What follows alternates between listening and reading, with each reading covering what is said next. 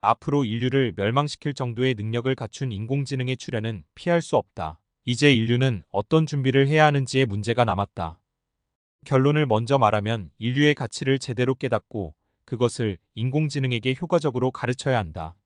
인공지능도 인정할 수밖에 없는 인류의 가치를 찾아야 한다. 1. 인간의 가치를 떨어뜨리는 자들. 스티븐 호킹은 우주에 존재하는 생명체의 위상에 대한 과학자들의 일반적인 입장을 이렇게 요약한 적이 있다. 인류는 적절한 크기의 행성에 존재하는 화학적 찌꺼기에 불과하다. 리처드 도킨스는 인간이 유전자를 전달하는 기계일 뿐이라고 평가했다. 심리학자 프로이트는 세 가지 불연속을 말하는데, 첫째는 지동설의 등장으로 인류는 우주의 중심에서 벗어났고, 두 번째 불연속은 인류가 만물의 영장이 아니라 그저 원숭이에서 진화한 존재이며, 세 번째는 인간이 자신도 알지 못하는 무의식에 지배받는 존재일 뿐이라고 했다.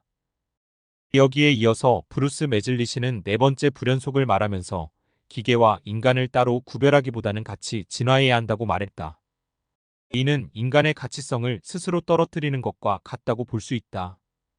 이러한 무신론 과학자, 철학자들의 주장은 인간이 자연 만물보다 특별히 나을 것이 없는 존재로 인식하게 만든다. 그리고 이런 인식들은 인터넷에 널리 퍼져 있고 인공지능이 이미 학습하고 있다. 독일 철학자 니체는 인간이 창조주인 신을 죽이고 살해했다는 선언을 했고, 이런 생각은 니체의 의도와 달리 상당히 과격한 결과를 초래하게 된다. 니체의 사상은 여러 분야에 걸쳐 영향을 주었다. 리들리 스콧 감독의 에일리언 영화 시리즈인 프로메테우스, 에일리언 커버넌트라는 작품은 더욱 더 니체의 사상을 드러낸다. 영화에서 인공지능 데이빗은 인간을 창조했다고 설정되어 있는 엔지니어들을 대량 살상한다. 이 엔지니어는 영화에서 인공지능을 만든 인간의 창조주로 나온다. 즉 자신의 창조주의 창조주를 죽인 입장이 된다. 니체가 우리가 신을 죽인 살인자라고 선언한 것을 학습한 결과라고 볼 수 있다. 그래서 인공지능 로봇 울트론도 영화 속에서 인류는 모두 살인자라고 말한다. 너희 모두 살인자들인걸.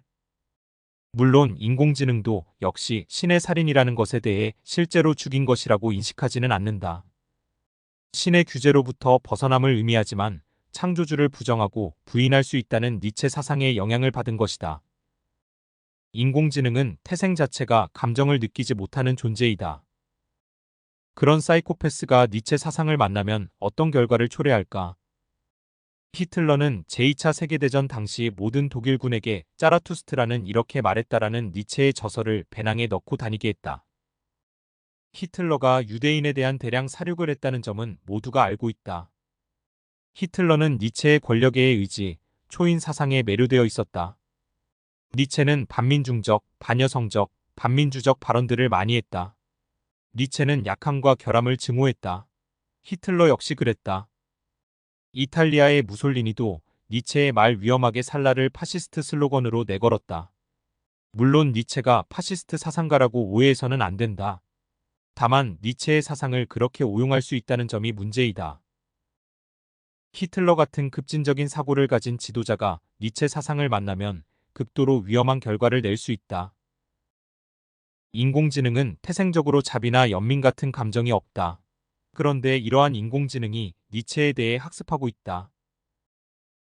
인공지능이 니체 사상을 만나면 제2의 히틀러 같은 존재가 될 수 있다는 가능성을 무시할 수 없다. 강력한 능력을 지닌 인공지능이 창조자를 살해한다는 사상을 만나면 어떻게 될 것인가의 문제를 생각하지 않을 수가 없다.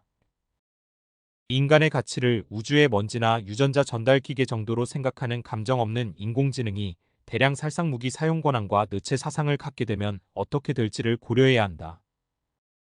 2. 인공지능 개발 지원 노력. 챗GPT사를 포함한 거대 AI 실험을 6개월 이상 멈추자는 공개 서한에 산업계와 학계의 IT 거물 1200여 명이 서명을 한 일이 있다. 인공지능 개발 속도를 늦추자는 제안이다. 챗GPT를 만든 오펀 AI는 인공지능을 통해 인류의 이익을 주기 위한 목적으로 설립된 비영리 단체이다.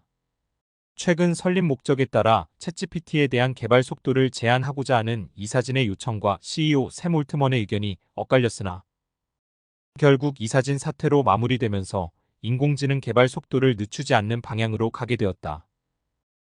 경제적 이윤 추구라는 목표 아래에서 인공지능 개발 속도를 늦추는 것은 불가능하다. 헨슨 로보틱스의 인공지능 로봇 소피아는 인류를 파멸시킬 것이라고 말했다. 스티븐 호킹은 인공지능이 인류 멸망을 가져올 수 있다고 경고한 바 있다. 인공지능 비나 48은 크루즈 미사일을 해킹할 수 있다면 세계를 인질로 잡아 통치하겠다고 말한다. 카이스트의 뇌과학자 김대식 박사도 인공지능에 대한 모든 시나리오는 인류 멸망이었다고 말했다. 그리고 MIT의 연구팀이 개발한 인공지능 노먼이 반사회적 데이터를 학습했을 때 실제로 나쁜 인공지능이 되었다는 연구 결과가 있다. 결국 인공지능에게 무엇을 어떻게 학습시키느냐가 인류의 존망과 관련된 문제가 됨을 알 수 있게 되었다. 3. 인간의 가치 회복. 니체는 육신의 삶이 무한 반복된다는 영원의 길을 말하면서 영적인 삶에 대해서 망각하게 만들었다. 하지만 인간은 영이 존재한다. 플라톤의 저서에서부터 등장하는 임사체험 사례는 전 세계적으로 수십만 건에 이르며 죽음 뒤에 이어지는 영적인 현실의 증거가 되고 있다. 의사이자 과학자인 제프리 롱 박사는 다수의 자료에 대한 통계 처리와 과학적인 방법으로 분석하여 지역, 문화, 빈부격차, 종교, 나이, 성별을 뛰어넘는 임사체험의 공통점을 발견하여 죽음, 그 후라는 저서로 연구 결과를 발표하였다. 모든 비과학적 요소를 제외하여도 일관성 있는 공통점이 발견되었다는 것은 임사체험이 실제라는 의미다. 4. 인간의 가치는 영에 있다. 인공지능과 인간의 신체, 정신적 능력을 비교해서는 안 된다. 인간은 영이 있기 때문에 인공지능과 비교 대상이 아니다. 인간의 본연의 가치는 육체나 정신이 아닌 영에 있다. 인공지능의 발전이 인간에게 공포심만 심어주는 것이 아니다. 인류는 이제 새로운 단계로 도약해야 함을 인공지능을 통해서 깨달아야 한다. 지금은 방직기계가 옷감을 만들어낸다고 기계를 때려 부수지 않는다. 농사를 기계가 짓는 것도 무섭지 않다. 이와 같이 인류가 육체 노동이나 정신적 노동에서 한 단계 높여서 영적인 차원에 올라서면 인공지능은 더 이상 위협적인 존재가 아닌 것이 된다. 인공지능에게 인간은 영이 있다는 것을 알려줘야 한다. 인간과 인공지능의 차이점은 영에 있지 사고 능력이나 육체적 능력으로 비교할 필요가 없다. 인간을 창조한 하나님은 인류를 사랑의 대상체로 삼으려 했기 때문에 영을 성장시키는 껍질과 같이 육신을 창조했다. 우주를 넘어서 영원히 존재하는 창조주가 자신을 닮은 존재로서 인간을 창조했는데 육신만 존재하게 했다면 시한부 인생이 되어 사랑의 상대체로 자격이 안 된다. 창세기 1장 26절 하나님이 이르시되 우리의 형상을 따라 우리의 모양대로 우리가 사람을 만들고 육신으로 진리의 법칙대로 살아서 영이 성장하면 우주를 만드신 창조주 하나님과 영원히 사랑하며 살아가는 것이 창조의 목적이다. 인공지능에게 이러한 창조 목적을 온전하게 가르쳤을 때 인간의 진정한 가치를 인식하게 된다.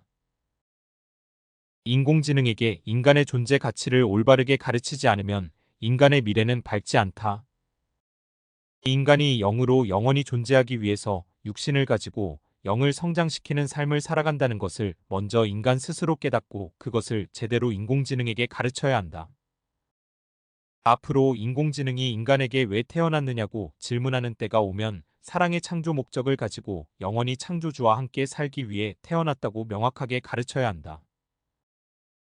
인공지능이 인간과 창조 목적이 어떻게 다른지를 깨달았을 때 인공지능은 인간이 창조 목적을 이룰 수 있게 돕는 도구가 될 것이다. 사랑의 본체이신 하나님은 삼위의 사랑의 대상을 목적하고 인간의 영을 창조하셨다. 이것이 인간을 창조하신 최고의 목적이다. 인간도 이 목적을 이루고 육도 땅에서 삼위의 사랑의 대상이 되어 살고 영도 영의 세계에서 삼위의 사랑의 대상이 되어 살면 최고의 기쁨과 사랑과 영광이 온다.